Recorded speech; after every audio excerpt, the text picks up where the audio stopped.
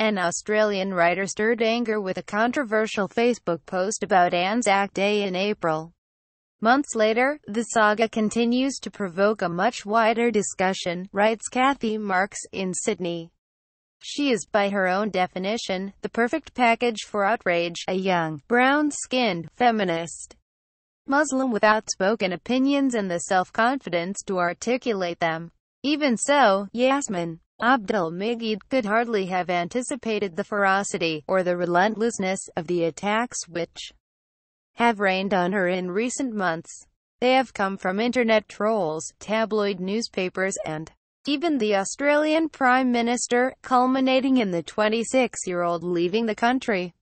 How did the gifted writer and mechanical engineer, named Queensland's Young Australian of the Year in 2015 and who showcased Australian multiculturalism overseas at the request of the Department of Foreign Affairs, DFAT, become a figure of hate, so reviled that a government senator urged her to move to an Arab dictatorship, and a radio commentator joked about running her over. Ostensibly, a series of controversies led to her excommunication.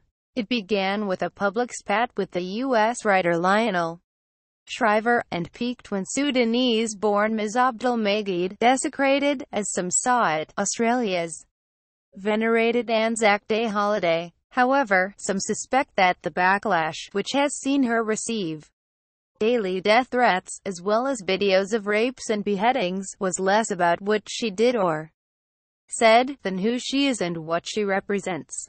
The unseemingly saga, they say, reflects a coarsening of the national discourse on race. Ms. Abdel-Megid, whose family migrated to Australia when she was a baby, worked on offshore drilling rigs after graduating from the University of Queensland with first-class honours. A committed Muslim with a passion for motorsports, she was named one of Australia's top 100 most influential engineers, and appointed to the federal government's high-level Council for Australian Arab Relations. She presented a program, Australia-wide, on ABC TV, and wrote a well-received memoir. At the Brisbane Writers' Festival last September, Ms.